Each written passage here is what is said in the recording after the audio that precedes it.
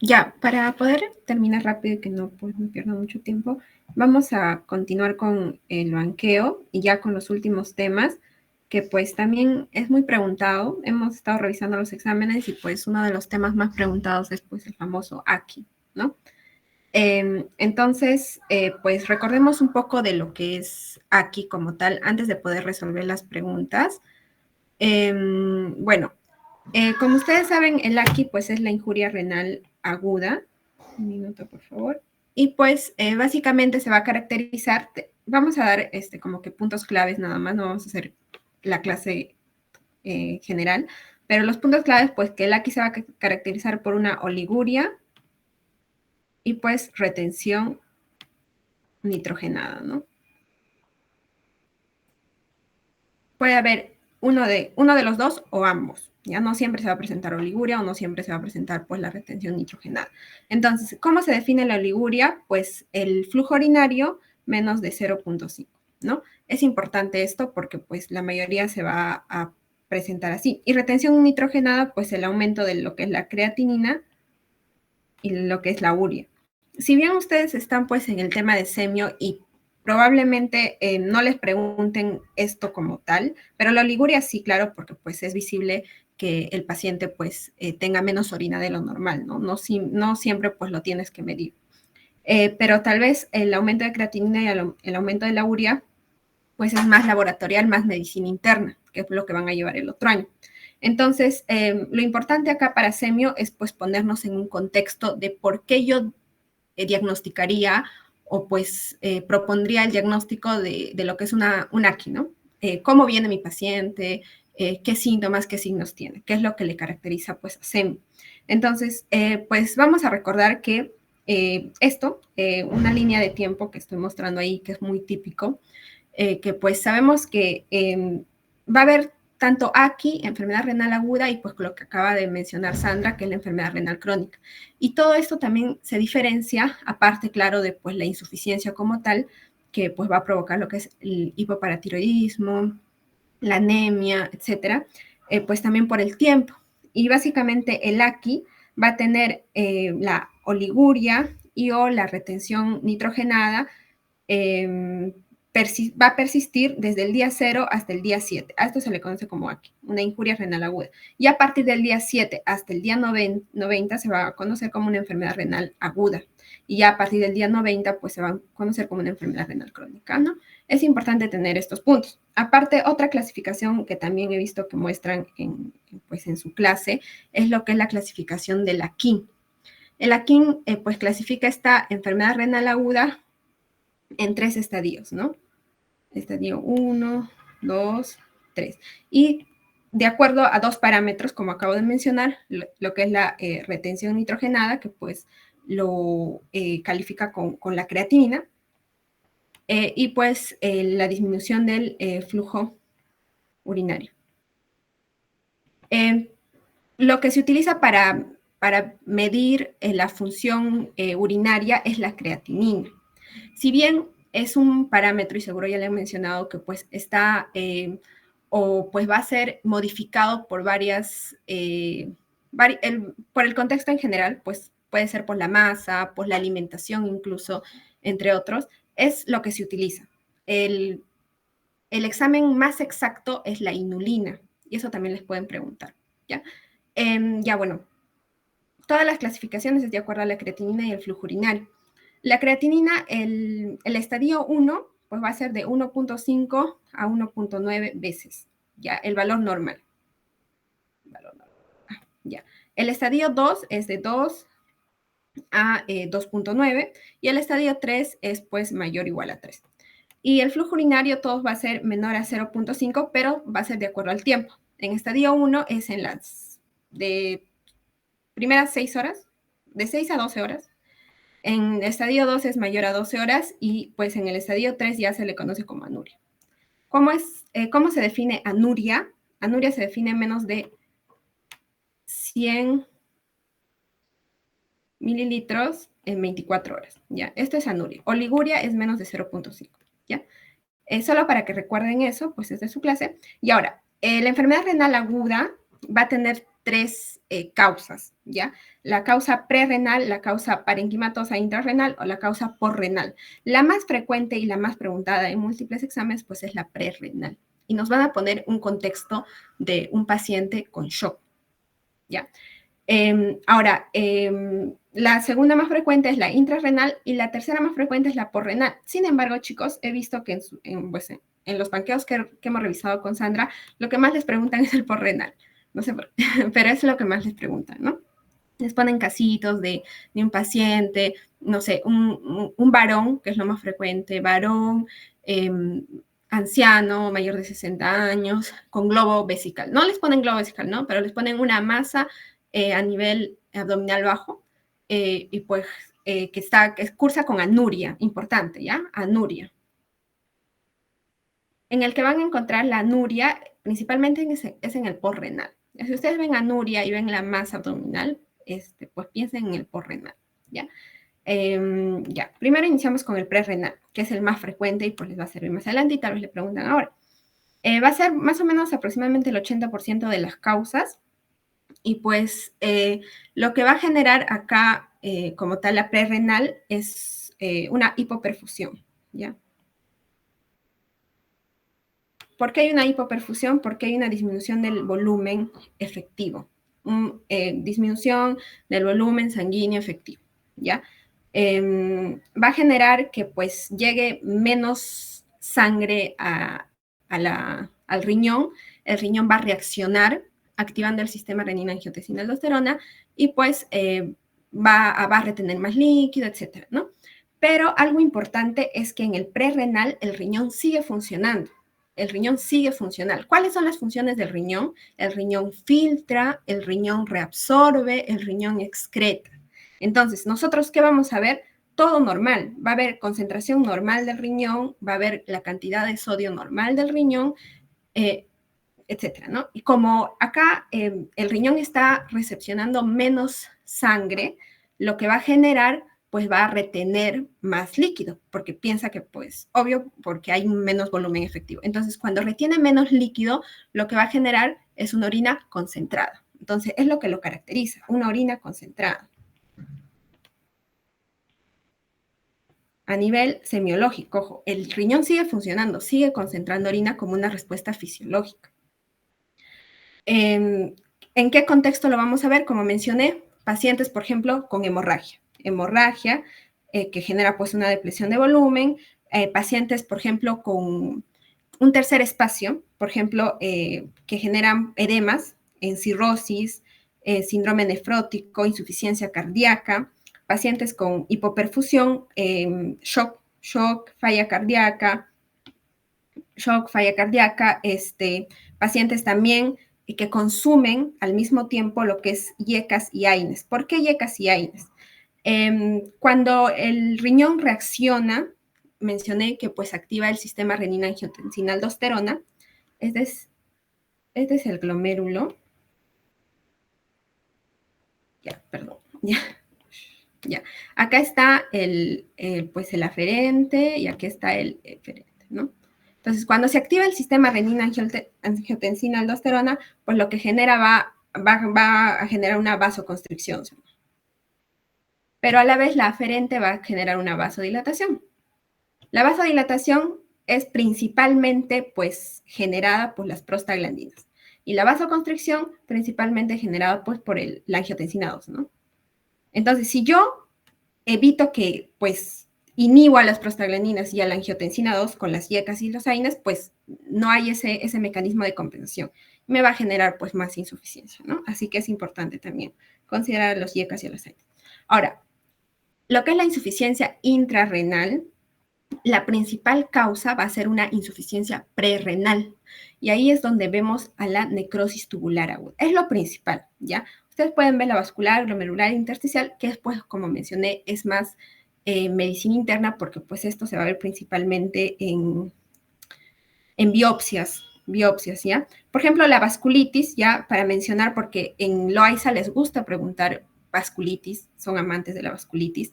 Importante que si a mí me dicen, o si yo voy a marcar vasculitis, pues va a estar acompañado va a estar lo que es el síndrome pulmón, riñón.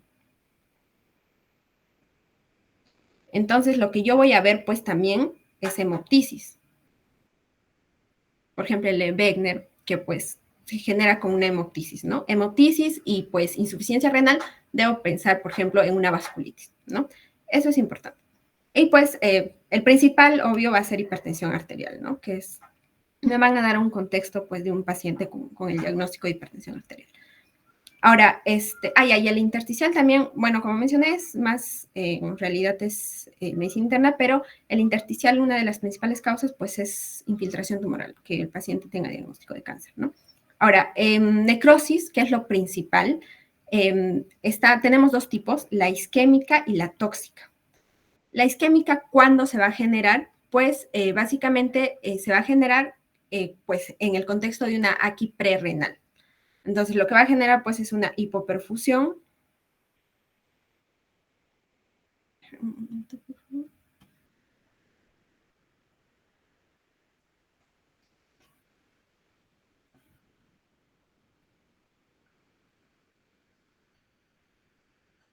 Ya, ahora sí.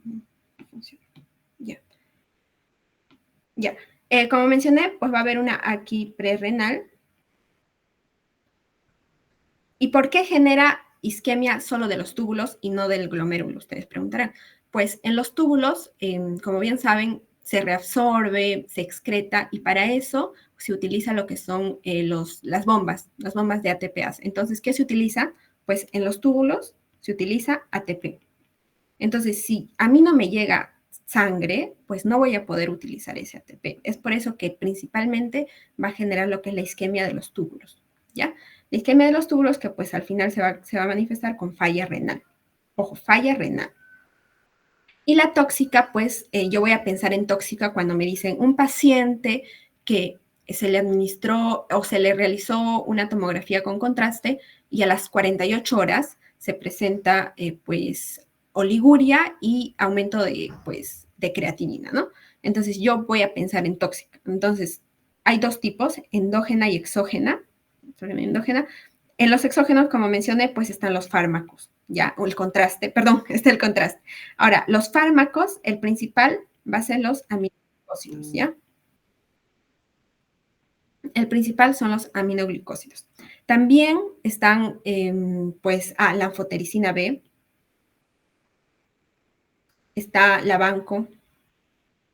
vancomicina, pero el principal son los aminoglucósidos y es lo que también les gusta preguntar, ¿ok? Endógenos, vamos a tener pigmentos y proteínas. Ahora, ¿qué pigmentos tenemos? Está la hemoglobina. A ver, ¿cuándo me presentaría una hemoglobina así libre, no? Pues, por ejemplo, en una hemólisis. La hemoglobina es tóxica para el riñón. También la mioglobina. ¿Cuándo, pues, voy a tener mioglobina libre en el organismo? Cuando hay una rhabdomiólisis. La rhabdomiólisis, ¿en qué contexto se me va a presentar el paciente, ¿no? Un paciente politraumatizado con insuficiencia renal. ¿En qué voy a pensar? Pues en la rhabdomiólisis. Y además, importante acá también semio, el paciente me va a venir con una orina como la Coca-Cola. Orina igual a la Coca-Cola. Ojo, ¿ya? Semio. Eso, allá. Y en proteínas, está las proteínas de Benson-Jones, en mieloma múltiple, las inmunoglobulinas, recuerden que acá genera inmunoglobulinas de cadena ligera, si no me equivoco se llaman las de Benson-Jones, pero esas también generan lo que es la insuficiencia renal, que es típico del mieloma múltiple, ¿no? Básicamente eso allá, y la posrenal, que pues principalmente una de las causas principales urológicas y en un hombre, obvio, va a ser lo que es la hiperplasia benigna de próstata, ¿no? Me dicen, principal causa obstructiva en un paciente mayor de 50 años, hiperplasia benigna de próstata. En un paciente menor de 50 años sería litiasis, ya en general. Ahora, en la mujer, una de las causas muy frecuentes es el cáncer de cervix, ¿ya? Cáncer de cervix. Principal causa de muerte de cáncer de cervix, pues es una insuficiencia renal porque cáncer de cervix 3B, ¿no? que infiltra parametrios y pues genera lo que es una hidronefrosis que pues va a generar insuficiencia renal. ¿Ya? Básicamente eso, chicos, es lo más importante y vamos a ver después el cuadrito que no está en su clase, pero también les han preguntado por si acaso para poder diferenciar entre la prerrenal y la intrarrenal. Ahora vemos esta pregunta, ¿ya? Es un paciente varón de 65 años, sin antecedentes de importancia, un paciente sanito. Ya no tiene hipertensión, no tiene diabetes, para estar pensando en una de las, pues, causas, ¿no? Cursa con un cuadro de 3 días de evolución, es recontraagudo. Luego de una ingesta de alcohol y sobrecarga proteica. Presenta disminución de la diuresis, ojo, y acá me está diciendo que hay algo mal en el riñón, con cambio de coloración de la orina. Tiene una orina cargada, que evoluciona hasta anuria. Cuando evoluciona hasta anuria, una de las causas principales es una obstrucción, ¿ya? Pero igual puede ser cualquier cosa hasta ahorita, porque acá me está diciendo también orinas cargadas. Se asocia, pero a dolor abdominal, opresivo en el hipogastrio y además sensación de distensión abdominal, ¿ya? Acá simplemente me dice esto, y esta es una pregunta que pues ya les ha venido antes. Entonces, ¿cuál es la probabilidad diagnóstica? A ver, ¿cuál es la probabilidad diagnóstica? Alguien que me diga. Chicos, les doy un minuto.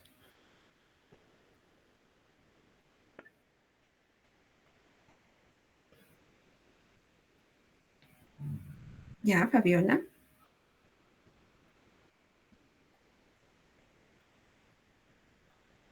¿Nadie más, chicos?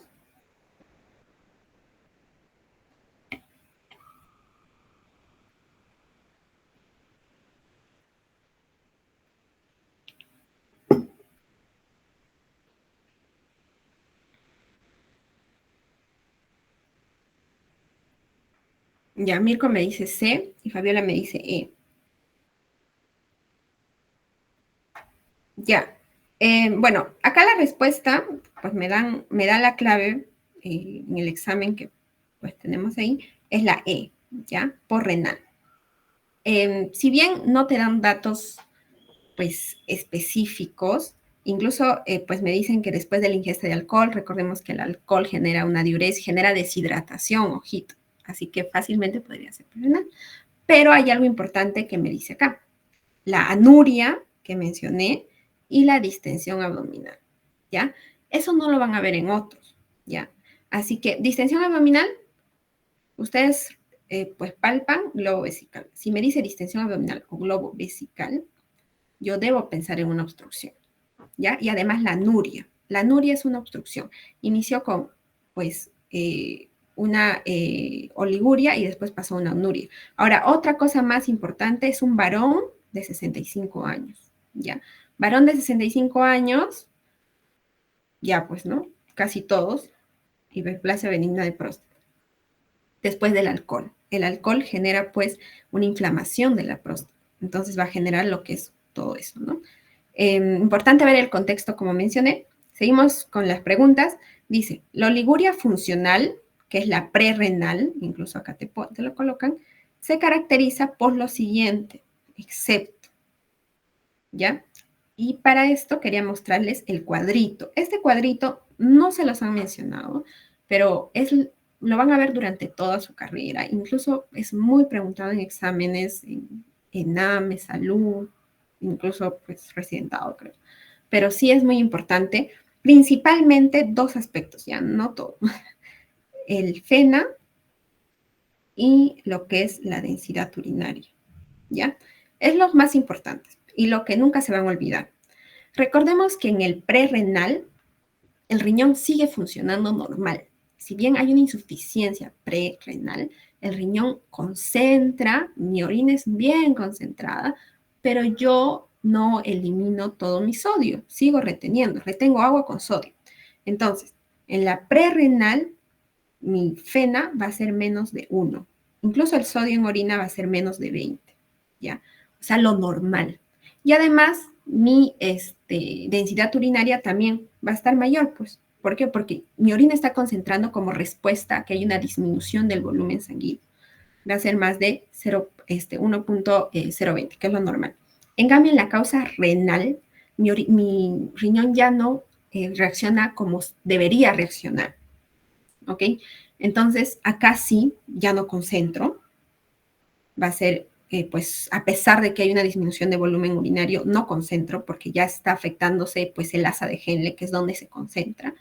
Entonces, pues, va a ser menor.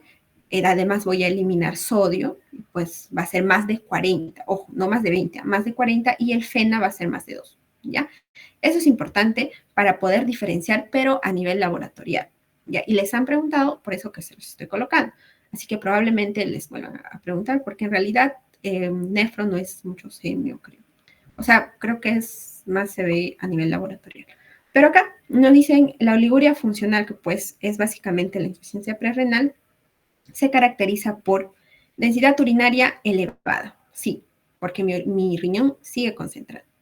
Incremento de sodio urinario. Estoy diciendo que yo sigo concentrando y sigo reabsorbiendo sodio. Entonces, ¿debería incrementar? No. Más bien mi sodio urinario debería estar menos de 20, ¿ya? Y mi FeNA menos de 1. Esta es la respuesta. Ahora, respuesta a la reposición de fluidos, sí, porque la insuficiencia prerrenal es reversible, ¿ya? A la reposición de fluidos. Es lo primero que se debe hacer. Volumen plasmático disminuido, que es la causa, y el flujo plasmático renal disminuido, ¿ya? Y la siguiente pregunta, ahora sí quiero que me respondan. Sobre la insuficiencia renal aguda, escoja la respuesta falsa. Es un síndrome clínico secundario a múltiples etiologías. Se caracteriza por el deterioro brusco de las funciones renales. No todos los pacientes tienen la disminución de la diuresis. Cuando es causa obstructiva puede ser reversible. Sí, perdón, no les mencioné, pero ya. En la causa prerrenal se alteran las estructuras renales. La fracción excretada de sodio es una clave diagnóstica. Ya, ¿cuál es su respuesta, chicos? Para pasar de tema.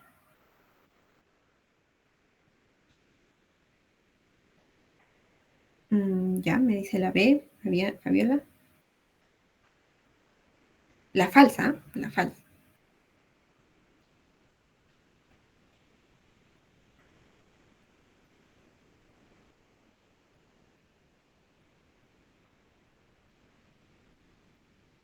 Ya, continuamos.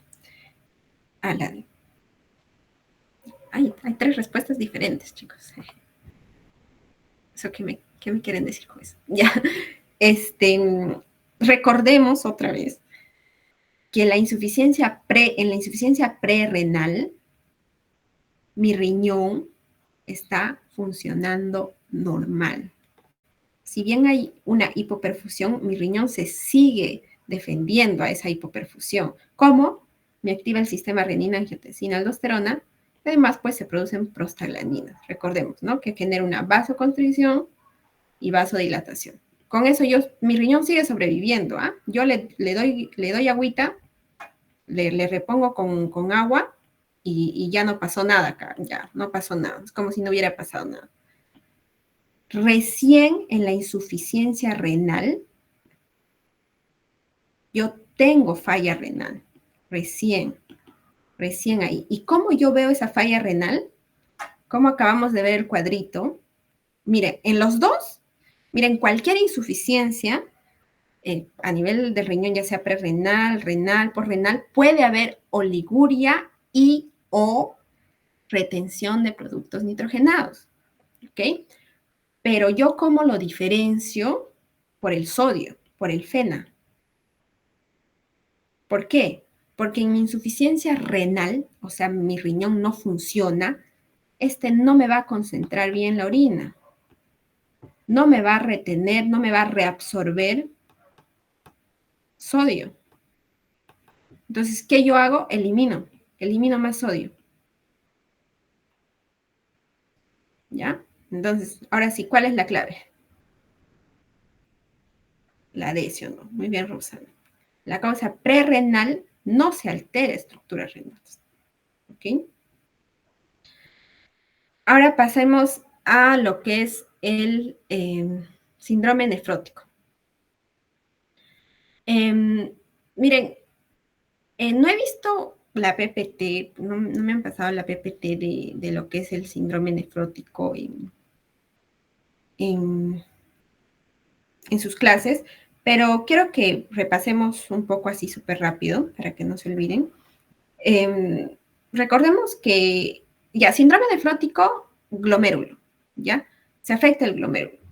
Ahora, el glomérulo, recordemos que tiene tres, ¿no? Tres capitas. Lo que es la membrana, primero, bueno, la capa epitelial, que son los podocitos. Bueno, aquí está.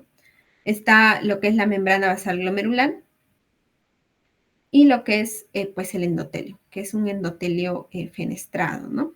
Ahora, recordemos que esta membrana basal glomerular tiene la capacidad o tiene la carga negativa, ¿ya? Entonces, recordemos que las proteínas tienen carga negativa. Entonces, ¿qué va a pasar? Se chocan con la membrana basal glomerular y no los deja pasar, ¿ya? Entonces, una de las protecciones pues, una de las funciones es, pues, no dejar pasar las proteínas, no filtrar completamente. Y gracias a lo que es el heparansulfato, esto sí lo preguntaron en mi época, pues el heparansulfato es uno de los principales, ¿ya? Que es, pues, el que tiene la carga negativa en la membrana basal glomerular. Básicamente eso. Entonces, ¿qué es lo que pasa en el síndrome nefrótico? Pues se va a romper esa barrera y se va a perder proteínas. Entonces, la definición exacta de síndrome nefrótico, pues, es una pérdida masiva, ojo, masiva de proteínas. Por eso es que, como dice masiva, va a haber la proteinuria en rango nefrótico. ¿Cuál es la proteinuria en rango nefrótico, chicos? Eso lo deben saber como una religión, como una oración, ¿verdad? Chicos, ¿por qué los veo muy bien, Mirko? Más de 3.5 gramos. Esto es importante porque, por ejemplo, proteinuria, pues en una preeclampsia es más de 3 nada más. No es más de 3.5, ¿no? O sea, hay varias definiciones de proteinuria. Pero de rango nefrótico, y que es importante que se encuentre, es mayor a 3.5 gramos, ¿ya? Es importante, porque en síndrome nefrítico también hay proteinuria, pero no debería ser más de 3.5. Es de 1, 1.5, así más o menos, ¿ok? Entonces, cuando hay una proteinuria masiva, va a generar lo que es una hipoalbuminemia.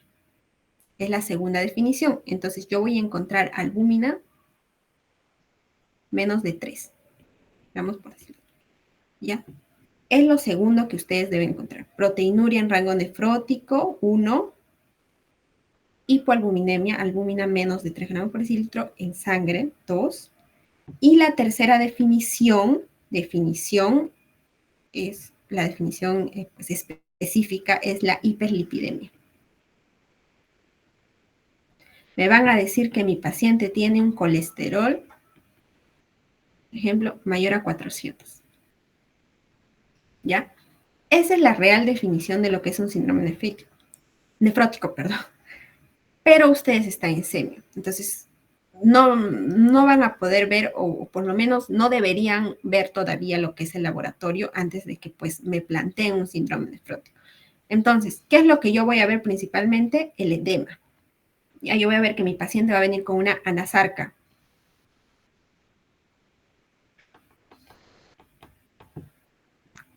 ¿Cuál es el edema del síndrome nefrótico? Que afecte todo lo que es extremidades y además principalmente el rostro, ¿ya? Va a haber un edema bipalpebral. El paciente me viene así chinito, ¿ya? Eso no pasa en otros edemas, ¿no? Bueno, generalmente, ¿no?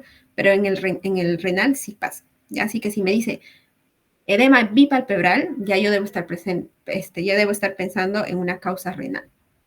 Pero es importante saber cómo se genera el edema. Seguro ya les han hablado de esto, pero va a haber dos teorías. La primera teoría, y es lo que sucede al inicio, pues es por la pérdida de albúmina, que es la teoría de Anderfield. Teoría de Anderfield. Ya, en la teoría de Underfield, justamente pierdo albúmina, disminuye mi presión oncótica. Disminuye mi presión oncótica, ley de Stalin, pues hay fuga, ¿no? Fuga de líquido al intersticio. Hay fuga de líquido al intersticio, disminuye el volumen intravascular, ¿no? Disminuye mi volumen intravascular, disminuye mi flujo sanguíneo renal y me genera la activación del sistema renina, angiotensina, aldosterona, que me genera pues retención de líquido, ¿no? Ya, esa es mi primera teoría. Con el tiempo, o sea, pasa una semana más o menos, pues básicamente la presión hidrostática del intersticio con la vascular se van a igualar. Y sigue habiendo edema, pero ya va a haber semejante presión. Y ahí es donde me aparece lo que es la teoría de Overfield. Ay, perdón, chicos. No lo comí. La teoría de Overfield. En la teoría de Overfield, ya después de una semana así, con una semana con pérdida masiva de proteínas, ya lo que pasa ya va a generar daño renal. Entonces, cuando genera daño renal, principalmente va a generar a nivel de los túbulos colectores, en donde vamos a encontrar los canales de sodio, ¿ya? Los canales de sodio epiteliales, ya seguro han escuchado. Y esos canales de sodio epiteliales se van a volver muy hiperactivos. Y al volverse muy hiperactivos, ¿qué es lo que van a generar? Van a generar una absorción, una retención de sodio, ¿ya? Mira, es independiente del volumen, ¿ah? Es importante, el overfill. Entonces, cuando hay retención de sodio, pues va a haber retención también de agua. Y ahí va a generar un aumento de lo que es la presión hidrostática, que pues va a generar más edema, ¿no? De lo que ya estaba generando edema, la disminución de la albúmina, va a generar más edema el aumento de pues, la presión hidrostática, ¿no?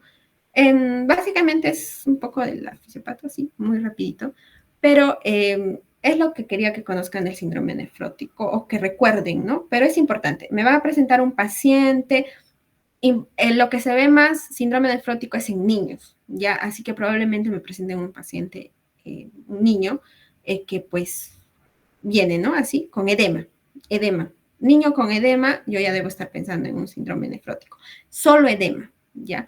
Ya después, pues, le hacen los exámenes y me sale todas estas, pues, que acabo de mencionar, todos estos puntos, lo que es la proteinuria en rango nefrótico, la hipoalbuminemia y la hiperlipidemia, ¿no? Entonces, ya, resolvamos preguntas, chicos. Bueno, acá me dice el paciente varón de 35 años, un paciente joven, 2 meses de evolución caracterizado por edemas. Edemas en miembros inferiores, disminución de la diuresis, espuma en orina, pues ya con eso se corrobora la proteinuria de 24 horas y me dice que tiene 6 gramos por día. Y además el colesterol elevado, bueno, está elevado, no está tan elevado como pues algunos datos te mencionan más de 400, pero sí está elevado, 280, y la albúmina está a menos de 3, ¿ya? Miren, acá sí te dan los datos laboratoriales ya de frente, ya prácticamente te están diciendo marca síndrome nefrótico, ¿no? Porque es importante, los 3 puntos, proteinuria en rango nefrótico, el colesterol elevado y lo que es la albúmina disminuida, ¿no? Eso es el síndrome nefrótico, y encima el edema, ¿ya? Ahora, semio. En semio, ¿qué voy a ver? Edema, espuma en orina, que es importante, ¿ya? Esos dos son los más importantes. Espuma en orina, sinónimo de lo que es la proteinuria en orina, ¿ya? Entonces, acá básicamente, pues, es el síndrome nefrótico. Ya me dan todo. El otro, ya. Y la última pregunta, chicos, ya para que se puedan ir, es respecto pues, a lo que es el síndrome nefrítico, ¿ya? Es importante, si bien no han preguntado mucho, pero es importante que pues se pueda diferenciar el síndrome nefrótico del nefrítico, porque el nefrítico, como su nombre lo indica, va a ser una lesión inflamatoria, ¿ya? Es una inflamación del glomérulo, ¿ya? Puede generar múltiples causas, ¿ya? Pues vamos a ver causas autoinmunes, causas infecciosas, también están sistémicas, entre otros. Ya son múltiples causas en realidad, ¿ya? Pero lo importante es que ustedes sepan, pues, semio, ¿no? Inflamación del glomérulo que va a generar lo que es la proliferación. Ya, miren, es diferente al síndrome nefrótico. Acá genera la proliferación del mesangio que va a obstruir el ovillo, ¿ya? El ovillo glomerular. Esto ténganlo muy en cuenta, ¿ya? Me obstruye el ovillo glomerular, entonces, ¿qué me va a generar? Pues una disminución de la filtración glomerular. Disminución de la filtración glomerular. Entonces, si yo tengo una disminución de la filtración glomerular, ¿cómo va a reaccionar? Pues una oliguria, ¿no? Oliguria, va a generar una azoemia, porque no está pasando, ¿no? Va a generar básicamente eso, cuando disminuye la filtración glomerular, y por la inflamación como tal, por el daño, porque hay un daño por la inflamación, acá sí hay un daño de lo que es el glomérulo, también me va a generar una proteinuria. Pero no es una proteinuria masiva, ojo, es no rango nefrótico.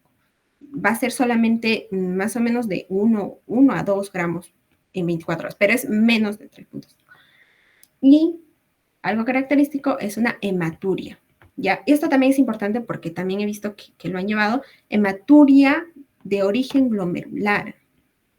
¿Cómo yo veo que mi hematuria es de origen glomerular? Primero, los cilindros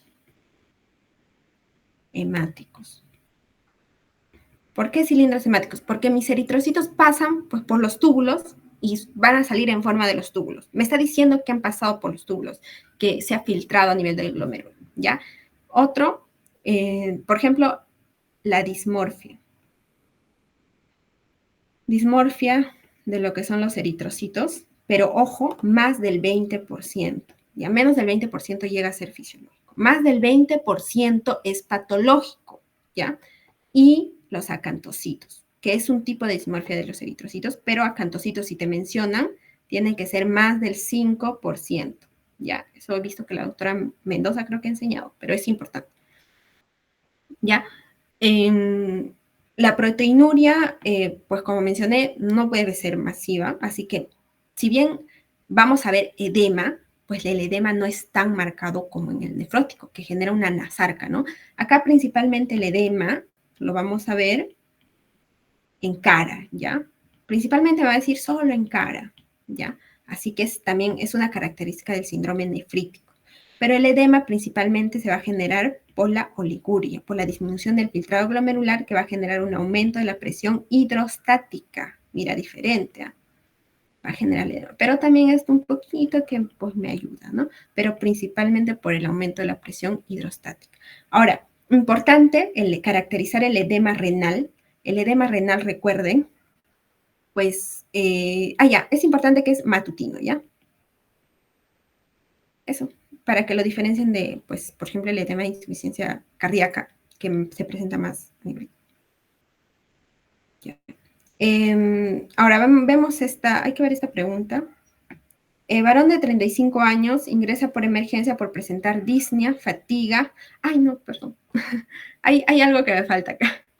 Recordemos que la oliguria me va a generar, pues, la activación del sistema renina-angiotensina-aldosterona, ¿ya? Eso también. Que pues me va a generar lo que es la hipertensión arterial. Entonces acá ya hay la triada del síndrome nefrítico, para no olvidarte. ¿Cuál es mi triada del síndrome nefrítico? Lo que es la hipertensión arterial, lo que es el edema y lo que es la hematuria. Recordemos que la hematuria es de origen glomerular, ¿eh? Hay varios orígenes. Ya. Ahora sí. Disnea, fatiga, disminución de apetito, aumento de peso en las últimas 2 semanas. Las últimas noches despierta por falta de aire, amanece con edema facial, no tiene antecedentes, no toma medicación y la presión arterial, miren qué presión arterial tan alta, ¿ya? Frecuencia cardíaca de 100 por minuto, anasarca también, ingurgitación yugular, crépitos bilaterales, examen de orina, solo hay una cruz de proteínas, para que sea proteína masiva, por lo menos debe haber 3 cruces. Nitritos negativos, eso me dice que no hay infección, también los nitritos son signos de una infección. Hematíes más de 50 por campo, ¿ya?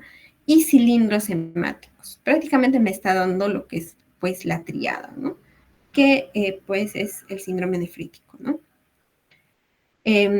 Ahora, en general, lo que es el edema no solo va a generar edema de, pues, de los miembros o pues el aumento de lo que es el líquido intersticial, sino que también puede pues, generar lo que es derrame pleural, puede generar ascitis, derrame pericárdico. ¿Ya? La idea es que pues como disminuye las proteínas, pues el líquido se pasa al espacio que encuentre, ¿no? Entonces ahí es donde, claro que va poco a poco, ¿no? Cuando ya hay lo que son los derrames, ya es algo más grave. Lo inicial son las extremidades. Eso es todo, chicos. ¿Hay alguna pregunta? Mientras tomo.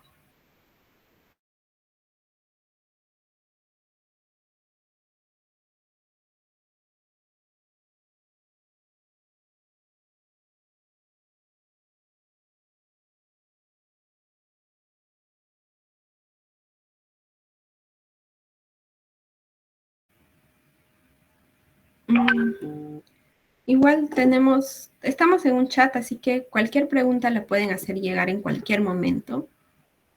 Mm, Eso sería todo. Gracias por ingresar y ya nos vemos. Gracias. Gracias, chicos.